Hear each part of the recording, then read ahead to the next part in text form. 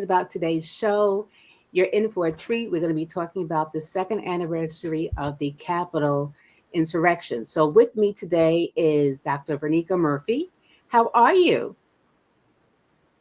Hey there, I'm great. How about yourself? I'm good. I'm good. I want to thank you for being part of this discussion. It's such a timely discussion because there's so many moving pieces in the world. And Yeah. one of the things that I've thought about with this topic is that it deserves to be mentioned and discussed because even Mhm. though it was 2 years ago, it opened up so many Pandora doors boxes that we can't close back up because this It happened in did. 2020. Yeah, yeah. Yeah. So I want to ask, where were you at during the insurrection? Where were you at? What do you remember about it? You know what? That's a really good question. I was actually, let's see, that day, I was actually working from home. And so I remember a lot of times I work during the day. And so I remember messages kind of coming in about what was going on. Like, this can't be real. So, I onto the news or whatever platform was talking about it looked like something out of a movie. So I was at home Mhm. and just watching this play out. It was, and then hearing the stories behind it, how some people really lost their lives and some other things. I was like, whew, it's heavy. Yeah, extremely Whew. heavy. Welcome, Dr. Dickens. How are you, sir? I think we're having some technical difficulties. We still can't quite hear you. Yeah. I said I'm doing pretty good. Okay, great. What do you remember about the insurrections? What do you remember, sir? I remember um, an extreme dread running through my body. When I saw that attack, it truly reminded me of some things that were going on in other third world countries. That's And true. it was kind of unreal to me because I never thought Mm, something like that would happen during my lifetime and I would witness something like that. yeah. So I think it took all of us by a shock because I know when I saw it, I remember thinking, what movie is this? I've never seen this movie before. And then the realization that this was not a movie, that this was really real. Yeah. Because I think for many of us, there was that shock and disbelief. Yeah. Mhm. For you, Dr. Murphy, how did your clients respond to this? What do you remember about what was happening with your clients? Well, I guess I have a mixed client base. Some of them, like I said, really didn't think much about it. I do have some, I guess, some clients of other races, and but they didn't really think much about it. Of course, the people of color, it's like, you see this whole, and yet, I mean, if we reach for a pack of gum wrong, our lives are at stake. Hmm. But, they, like I said, it didn't dawn on them the way that it did my other clients of color. And Mm. so just hearing about that and really seeing, like I said, the differences on screen, that's something that honestly no race should really be able to counter. Like some people say, we're all treated fairly. We're not. Mm. Is that what you were saying pretty much, Dr. Dickens, when you said you didn't think you would see it in your lifetime? Well, I thought that things had gotten to a point um, where let me backtrack. By no means. I think we're having a problem with the audio again. I'm sorry. Are you still there, Dr. Dickens? No, you're frozen.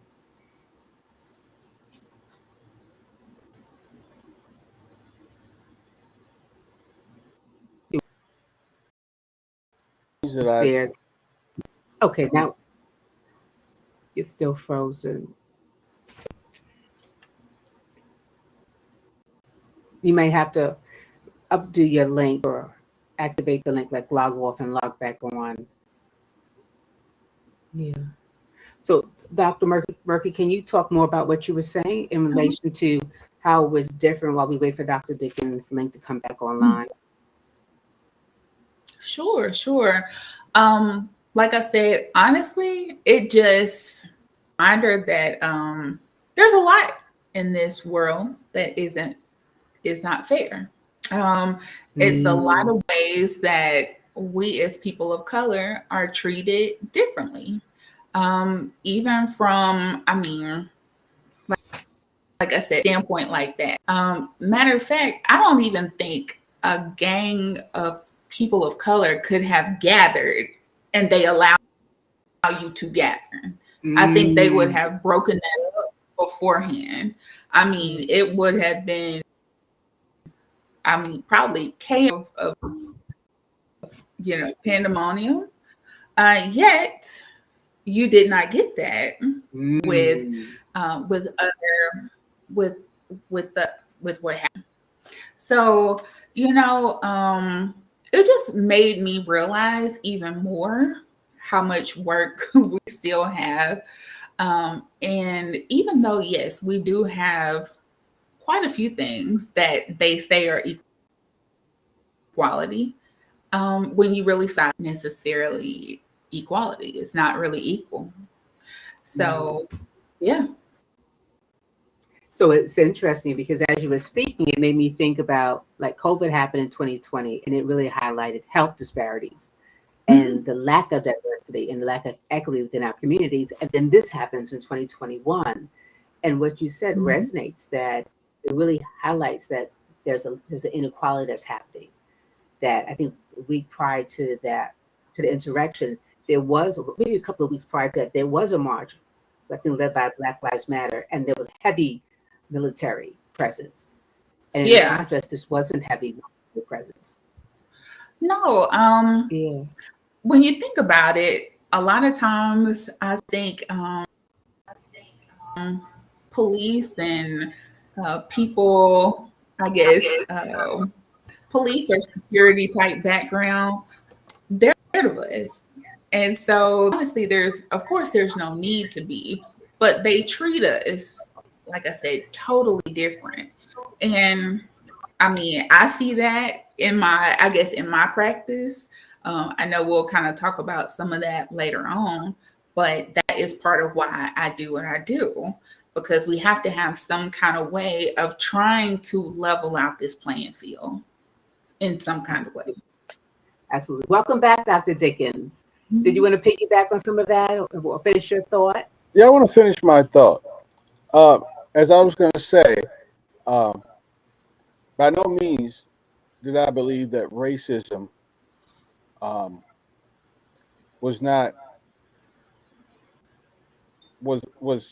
in recession here in America, or we're in a post-racial society. But I didn't think they had the nerve to actually attack the Capitol. So that's what I was going to say. And what it helped me understand is that we have a system that's never going to, per se, in my opinion, give up the racist ways.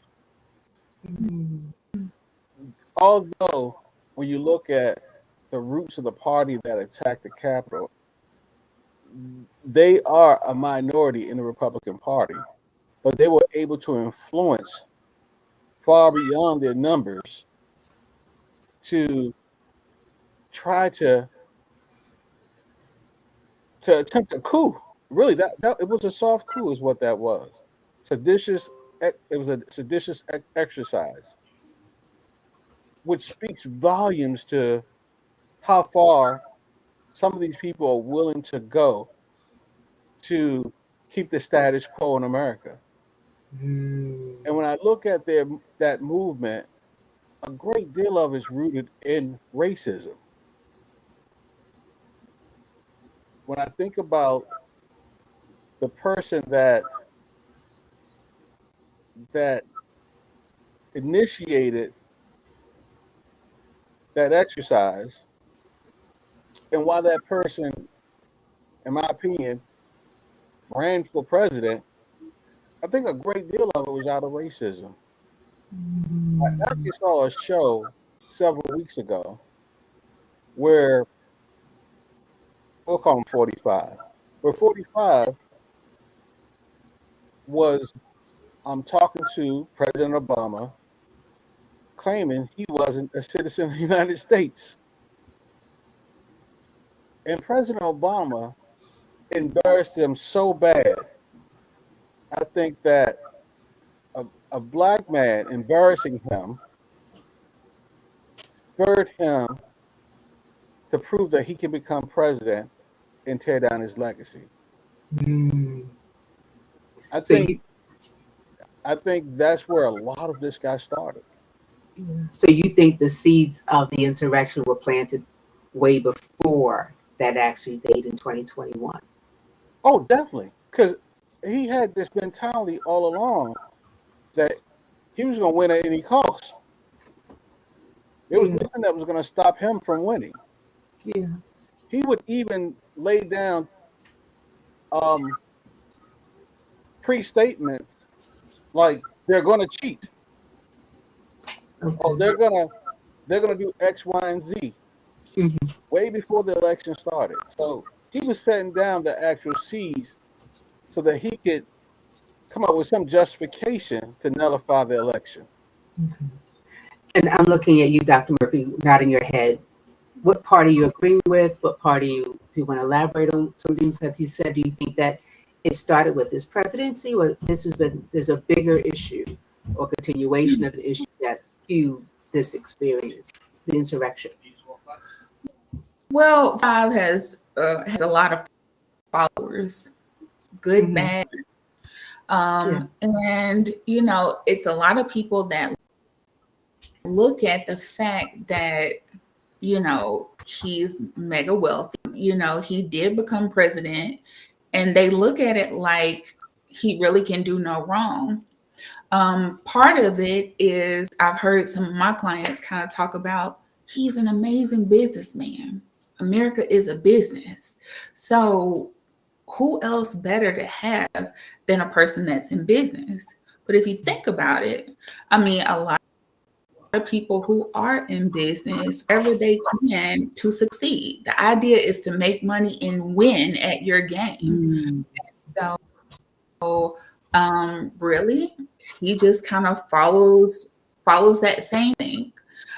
So I do agree here that yeah, he did have some things to prove and necessary. And I mean, if you have troops and you have someone that's backing you who is running the country, who's going to reprimand you? Seriously, who's Mm. going to? So, I mean, you have a whole different avenue to do what you would have, what you wanted to do. Whereas there's no way that would have happened if it had been people of color. Yeah. And I think you both are making a really good point. What comes up for me is what Resma Manickam said about power, that race is about power and privilege, and how oftentimes power is connected to whiteness, right? And whiteness is a way about oppressive thinking, it's oppressing things, or it's alienating things, or punishing things that frighten you. And I'm wondering if this seed that we saw manifest on January 6, 2021 was about oppression and whiteness and fear. And that maybe the President 45, if he just capitalized on a fear that just has historical roots, that goes all the way back to slavery, all the way back to lynching. What do you think? Do you think it was about President Trump, or do you think it was about the fear that's attached to blackness, or power and privilege that's attached associated with whiteness? What do you think?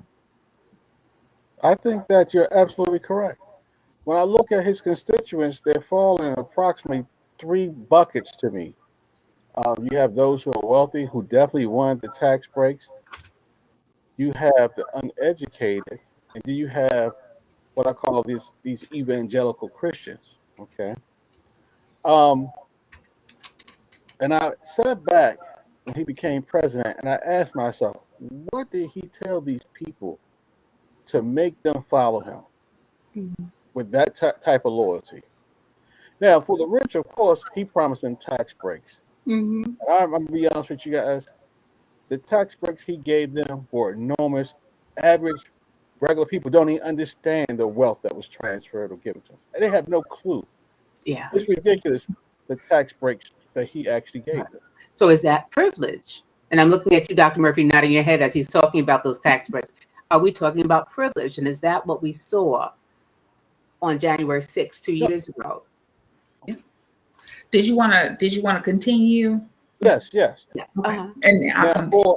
Now, for the actual average people, what he promised them, he actually promised them the scapegoat. Right? We're going to get rid of minorities. Mm-hmm. We're going to get rid of Mexicans. We're going to put African American and Black people back in their place. We're going to do something with these Muslims because there's a real fear that their numbers are dwindling in America. I read the census report. Oh, fascinating document. These people understand that they're going to be a minority in this country in the next couple of years, and they're terrified of it. So it goes to that fear part, right? Oh no, definitely. Yeah. So Right. so I'm going to ask Yeah. Dr. Murphy again. So do you think that based on what Dr. Dickens saying that this is more fear, that there's this fear about being marginalized themselves, becoming the new marginalized communities? And does that fear cause people to panic? And is that what we saw on January 6th? I think so. I will go back to how about tax breaks and privilege and how the money that was transferred. I mean, that is what I do and I study now. I mean, it is a ginormous world of legalities, but you know, it is still a place of privilege because the things that I study now or the things that I'm now privy to is something that only 5% of the population knows about, and only 1% really knows how to utilize and use it as the weapon that it is. So, I mean, yes, there's tons of privilege there. And it's one of those things, like I said, I mean, if left up to them, we're never going to get to a place of being ahead. Hence, we have to take, same way they took the Capitol by storm. Yeah. We have to take our by storm. And I know it can be done. But like I said, part of what I represent is making equality over here. Because, I mean, you wouldn't believe the things that like I said, just privilege. So, I mean, it's just one of those things. We have to start taking that back. Yeah. I see, Dr. Dickens, you were nodding your head when she's talking about the empowerment, taking back power. Did you want to add something to correct. that? Yeah. Because part of that fear is rooted in something called manifest destiny. Manifest destiny is this theory or this concept that they believe that they should own the entire United States. It's for them. And people of color are here to build their wealth. That's what we're here for, right? We're not here to be equal to them. We're not here to live in their communities per se. We're not here to be better. We're here to be a wealth generation machine for them. We're still considered some type of labor force like we were when we were slaves. But today we're just an obsolete labor force. Yeah. Right? Because of course we have brothers and sisters coming from across the southern border. Okay. Yeah. So they see us as an obsolete labor force. And so realistically, they want us either gone or they just want us making money for them. Yeah. But in terms of the population, if you take the African American population, we're approximately 13 to 14%. If you couple us with other minorities, in my opinion, we're approximately 50% now. Mm. We're very close. Yeah. We're approximately around 50%. Yeah. I think if you were to actually count a lot of people that didn't fill out the census, we might be greater than 50%. Yeah. But nonetheless, they know those numbers. They're not having as many children, and that feeds into the actual abortion argument. Yeah. Okay, so all this is all related. The fear. It Yeah. stems from them having this fear of this country becoming darker, Mm-hmm. and it's steeped in this fear that we're gonna actually get something. They have this zero sum mentality. Yeah. So their fear of becoming extinct or becoming powerless themselves, number wise, right, triggered behavior such as taking over the Capitol. And I just want us to talk about what fear did it trigger for us, because I know for a lot of people, when we look at Martin Luther King and we got Martin Luther King's Day and we're thinking we're making progress. We put Obama in office and we think we're making progress. And I think for many of us, it's that shock. Like, we know racism, but that really, the disparities that happened in 2020 where there were people of color dying and getting infected in greater numbers than people who are not of color. And then seeing that really triggered us, that the dream that we thought we had obtained, we actually had not. That the progress we thought we had made wasn't really a lot of progress at all. So what kind of fear do you think that aroused in us? What historical fears? What do you think happened to us as a collective? That got re-triggered within us, seeing that will cause us to now. Because I want to talk about how we're going to empower each other. But what do you think came up for us to see all of that? Well, I guess I'll say it is a mirage of sorts. If you think about it, that was one huge incident that played out on screen nationally. Think about all the small incidences that has happened behind the scenes, whether whether it was police brutality, whether let's say one of our children of color, had something happen, and someone who is not of color had the same thing happen. Our children might be, put in jail, put on probation, have a record that will follow them the rest of their lives. Whereas other races, they have that privilege, and maybe, I can call daddy or daddy can call in a favor. Yeah. And, we see these things happen. But at the same time, like I said, this was one big culmination on Absolutely. screen. So for me, like I said, it was still shocking that was able to go on. And it was, to be honest, I said, "Oh, they're just acting. They're just acting a scene out." Until I saw the clip of the young lady who was trying to scale the wall. I mean, it looked like something out of a movie. Yeah. Where, I don't know, it almost looked like she maybe, I don't know, went crazy, and they actually shot her. I was like, "Oh no, this is real." Yeah. So I mean, but that just brought a thought to my mind. Think about the outrage about this young lady that was of, she was not of color, who got shot and killed doing something illegal. There was an outcry regarding that, justice for her life. Whereas, for us, thing, they would just say, "Well, you know what?" Like, it wouldn't have been anything. Right. So, I mean, you have an outcry for someone illegal. That's still a point of privilege too. Yeah. So the mess that keeps turning is there's a difference. We have two different Americas, and there's a difference in justice, right? There's a difference in justice and and on the value of life. So there's an outcry for her, and I know that for a lot of people who were charged. The person who got the biggest charge is the African American young man who did the least amount of things. It's just presence there. But I think there's something you both said is that this is a lineage of things that happened from COVID to George Floyd to Breonna. This was a buildup of all of that. And for us, it felt surreal just seeing it play out. And it was one of those times where people couldn't deny what was happening. Right. And for us, it felt surreal. And there may have been a part of us unconscious didn't want to believe what we were seeing, but could not believe what we were seeing. Right. Yeah. So how do we empower people? How do we take back the power? How do we take back our belief that we can be successful? How do we change the skills? What do we need to do? That's a lesson from January 6th. What do you think we need to do?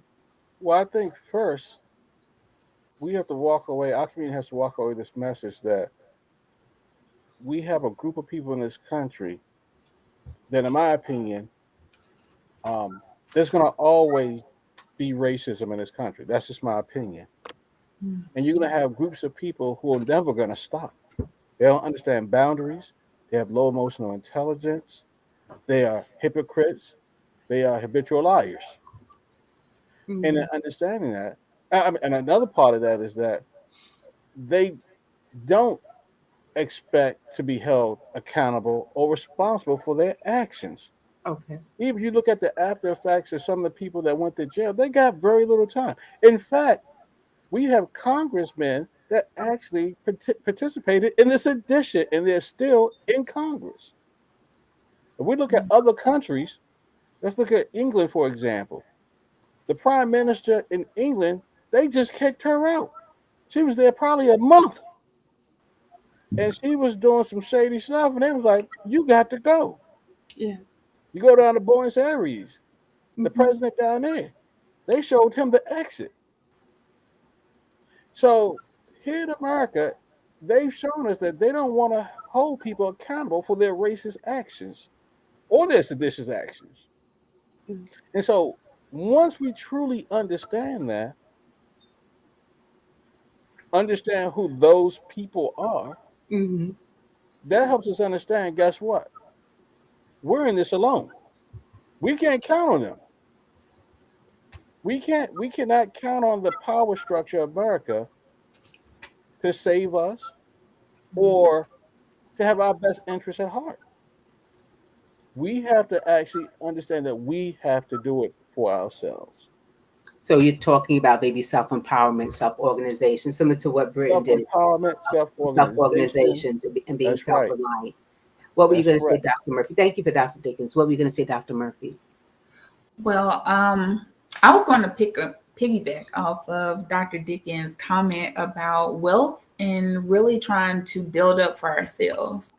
Let me say, part of what I've studied is that yes, we do have to do that.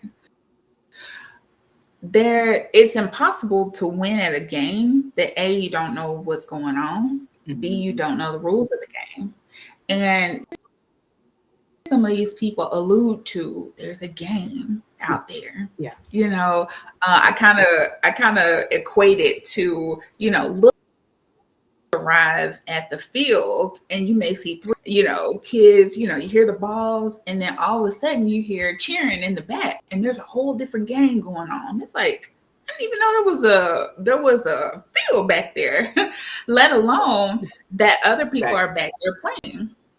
And so I agree that yes, it is up to us.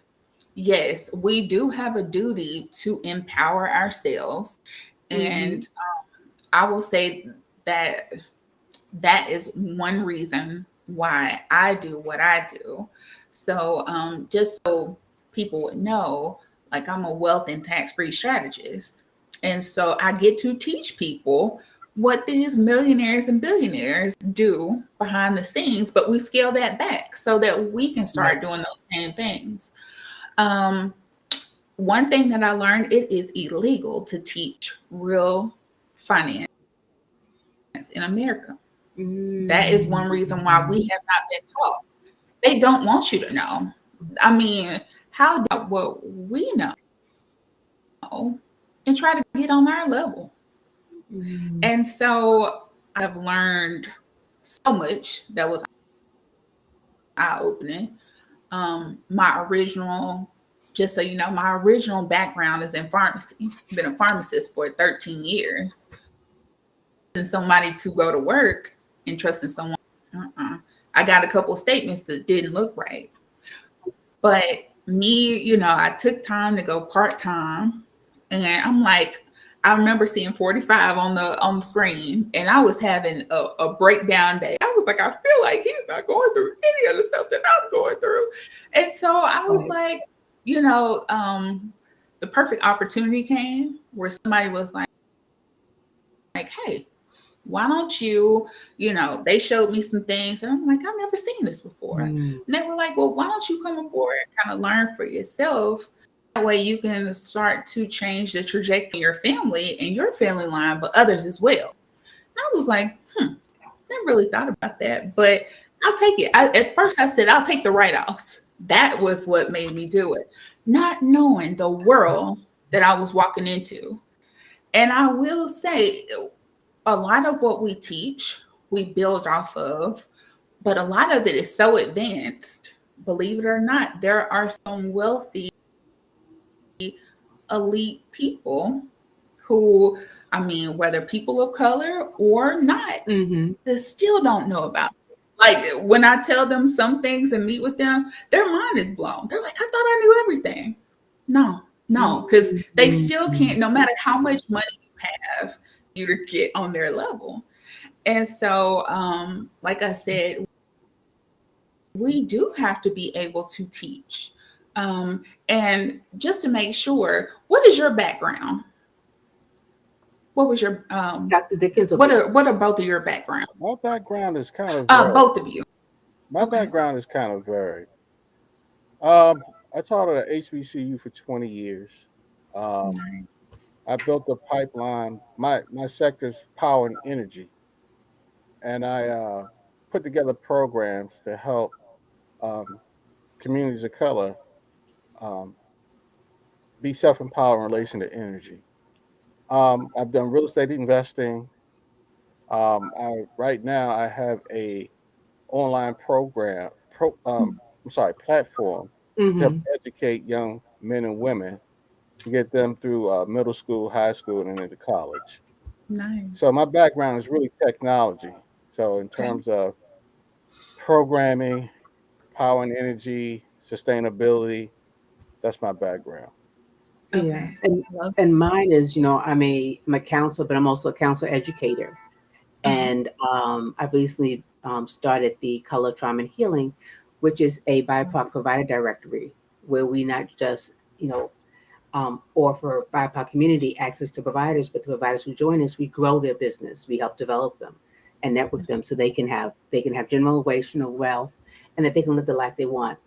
Yeah. Nice. Well, I think that that's amazing. I was going to say, it's funny how the word program was used. And believe it or not, we have been programmed. I kind of throw out how you work with some people and you develop businesses. How many businesses out there are out here just trying to make it? They're just trying to do better for themselves and their families. And the better they do, the more the government requires. When I say that, like taxes, everything, they're going to make you pay for being successful. But part of what I learned, these wealthy, elite people, when you look at people like 45, you look at Jeff Bezos, he's almost a trillionaire. And these people will tell you, I don't pay taxes. How does that happen? Yeah. They're playing a whole different game, and they're actually using the tax to, in favor. Yeah. So think about how better we could be, like, able to take back our wealth, use these things, tax codes. And, some of my questions to business owners are, do you pay tax? Most of them are going to say, yeah. And if I ask, do you pay a lot in taxes? Yeah, I pay a good amount. Yeah. Okay, well, do you think that that's okay? Is that okay with you? And a lot of them are like, well, what do you mean? Like, it's just a part of having a business. No, it's not. No, it's not at all. I'm like, if you think about these other people that's in business, these Fortune 500 companies and these people that own them, they pay zero. They're struggling. Like, do you think that that's okay?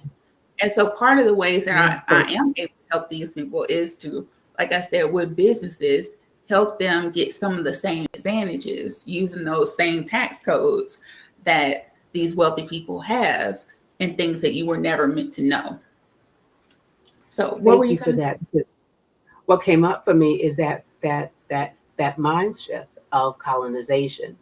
And colonization occurs when people condition you to live in the dark and never ask for the truth. When you're systemizing thinking the only way I can live is by going to work, getting a good job, and just becoming someone's employee. But liberation is about really shifting that mindset. And I think that for many people, January 6th was a liberating moment because you could not see what was there. And you're realizing that there's another rule book. And I love what you said, you can't play the game if you don't know the rules. And I think Dr. Dickens was like, you can't play the game if you can't honor the truth about that this might be a country that's not always for you. And as you were speaking, I thought about what Ice Cube said. People were like, oh, Ice Cube's crazy for becoming the part of Republicans. But his big thinking was, no, I want people to get their 40 acres and a mule. I want them to get access to finances, to these loans that have real interest rate. I want them to be empowered because money comes with power sometimes. And I think that for many of us, we just think, I want to be an anti-racism, challenge the structures there and do equity and inclusion. But there's another part of that social movement of empowerment, which is part of anti-racism, which is also financial, because a lot of us aren't taught about how to create generational wealth. Dr. Dickens, what were you going to say? You guys are absolutely correct. In fact, I think that's where it starts.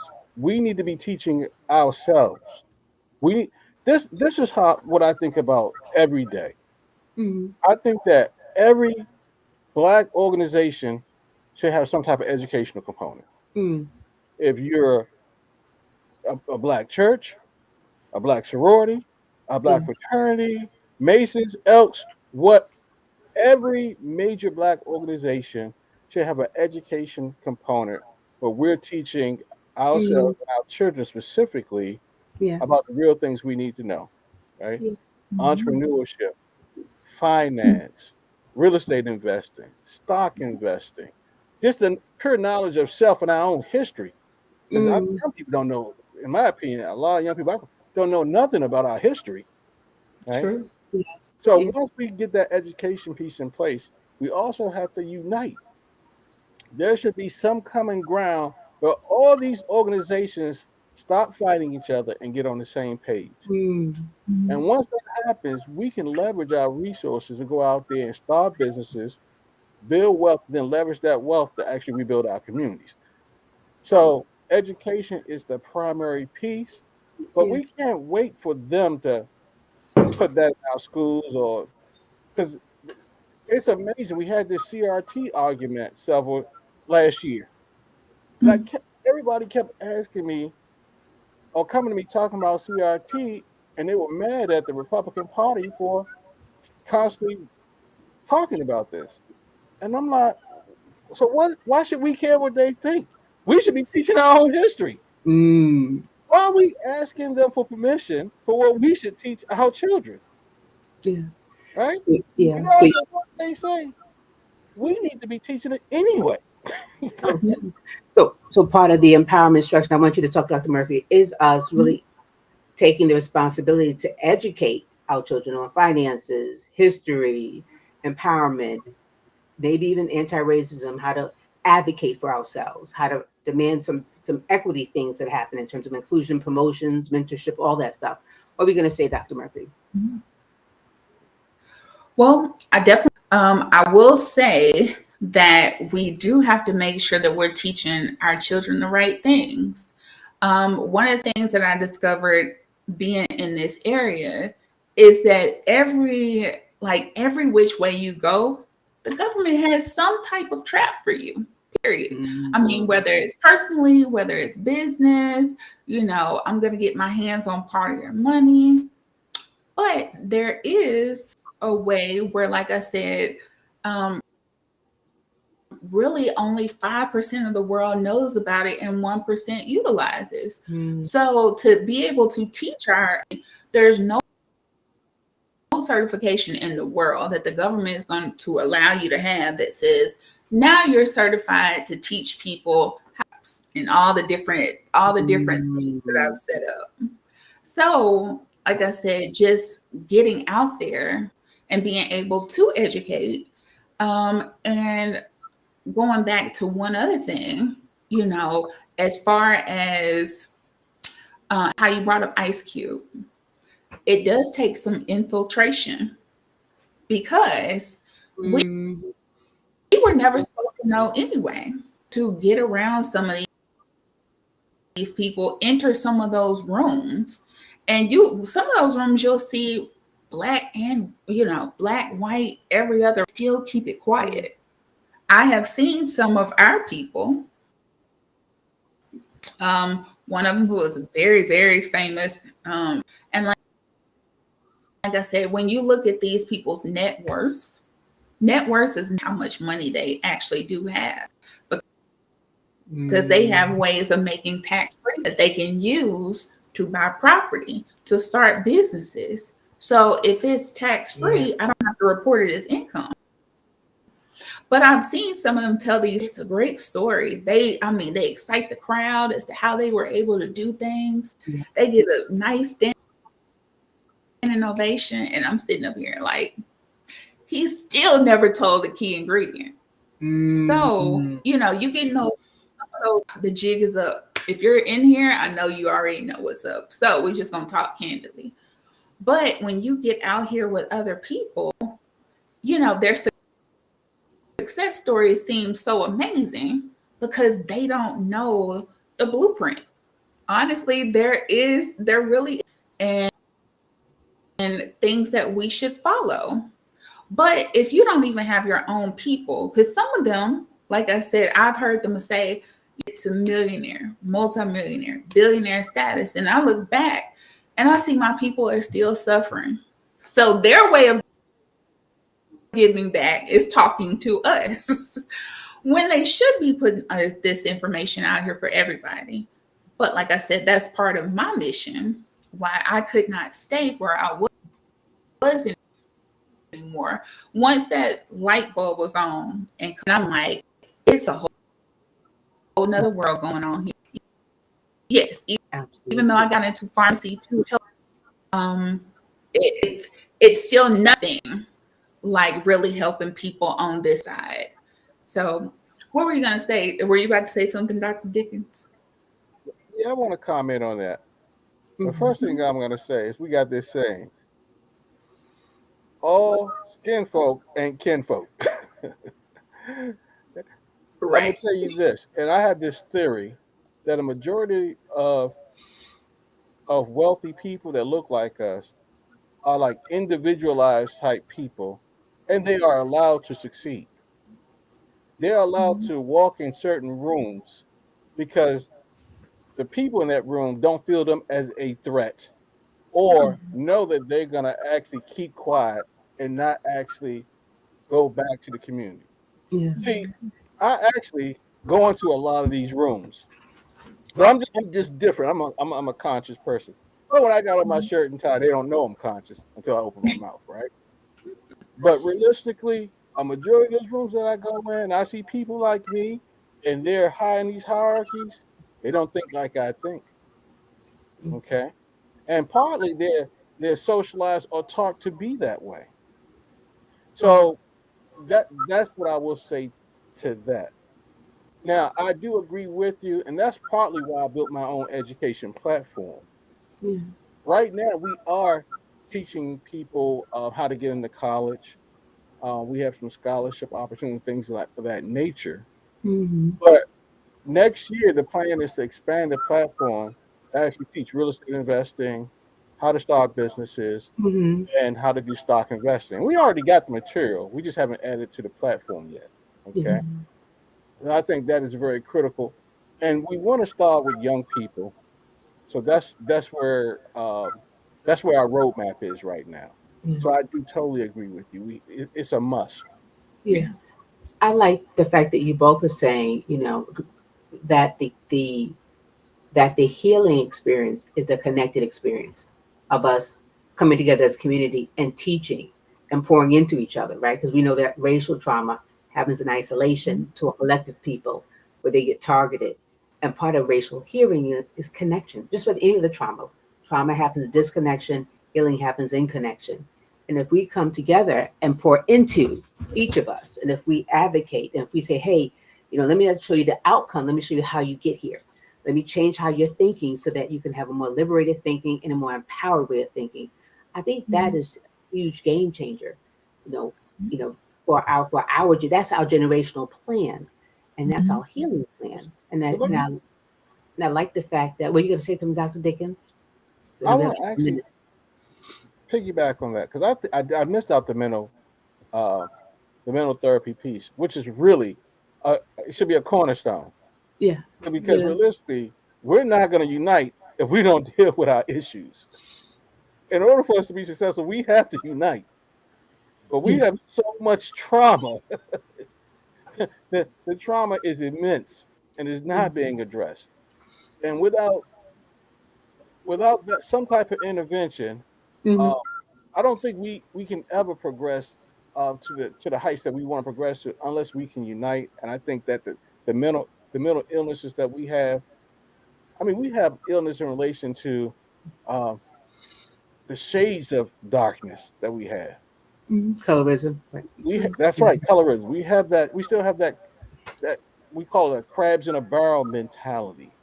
We have this. I think this low self-esteem, and we have this high materialism problem. So I think that mental health piece is primary. Oh I yeah. don't talk about it as much, but I should talk about that. And Yeah. I think it's one of the keys that's going to allow us to be able to be successful if we're going to do this. Absolutely. Murphy, did you want to say something about that before we end tonight? Did you want to say anything? Like you wanted to say something? Well, I was agreeing with Dr. Dickens, and like I said, really just just taking it all in. So I do agree that yes, we do have quite a few things to deal with, but honestly, we're resilient. I mean, we have been through things Yeah. that, like I said, other races just couldn't stand. They just couldn't deal with. And Yeah. so I think that gives us a perfect setup too. That once we have the right tools and the right keys, and now we have the right knowledge, Yeah. that's the part that they're really afraid of. Like you actually rising up and realizing the power that was in you. Yeah. And now you have this additional knowledge. Like Hmm. that is a scary thing for Yeah. them. Absolutely. And I think, So really, we're a duty yeah, to absolutely. do that. But yes, ma'am. Yeah. Yeah, I agree with both of you. I like the fact that we're talking about pretty much the same thing, that we are very resilient people and we have been through a lot, right? And colorism is this part of that oppressive mindset of trying to be like like the thing that you think is powerful, trying to aspire to what the society says is beauty, right? So we still have to look at, how oppression plays in our mindset and impacts our self-esteem. And I think that's important. For people who want to continue the conversation with you individually, how can they find you if they want to, seek your wisdom, your guidance? How can they find you? Yes. Would you like me to go or would you like Dr. Dickens Oh, to go? either one. How would they find you? If they want to seek you out, if they want to talk more about you, if they want to go to some of your workshops or trainings or conferences, or even benefit from some Yeah. of the services, how do they find you? They can contact me at drcdickens@gmail.com, or they can go to my website. It's called lifechanges.company. Okay. And Dr. Murphy, how could they find you? So you can reach me. Of course, you can find me. But you can also reach me. I'm going to put my cell phone number out here. So I talk to people. Believe it or not, my clients call me sometimes just to talk or run something by me. So I'm going to put my cell out there. It's area code 731-616-6. Again, that's 731-616-3 3676. I meet with people. I do workshops. I do one-on-ones. So I have slots even up through midnight. So I mean, it's very accessible to people. There have been times that I've even been on Zoom meeting with people at 1:30 in the morning, and regardless, you're going to get the same energy out of me because it's exciting. And to hear somebody like gasp and be like, oh, like, oh my goodness, that makes so much sense. I never knew that. And now they start connecting dots. And it's rewarding for me, like I said, just to be able to teach. So I mean, I'm always accessible. I'm always posting something. I do have a disclaimer that my old page was hacked. So if you see that and I have on a striped shirt, that's my right page. Typically you'll see videos that I post, just letting people know more of the information that they need to know of. But you have my cell. And like I said, I'm happy to speak with anybody. That is part of what I do. And like I said, you don't have to, the rules that we have been playing by have honestly been all wrong. So I'm here to put you into the know and not only give you knowledge, but help you apply that knowledge. Oh, I love it. And I want to say thank you to both of you. You've been amazing. I've gotten a lot out of this conversation. It's very timely. And I think that the best healing for racial trauma, the best healing for powerlessness is progression, is resilience, is connection, and is education. So I want to say thank you for anyone who's looking for a provider and who's a member of the BIPOC community. Consider visiting my website, Color, Trauma, and Healing. If you're interested in me providing counseling services, visit me at CandiceRDickens.com. And to see our other videos, visit my my YouTube channel, DopeBlackTherapist.com. Thank you again. Have an amazing evening. Take care, everyone. You too. Bye.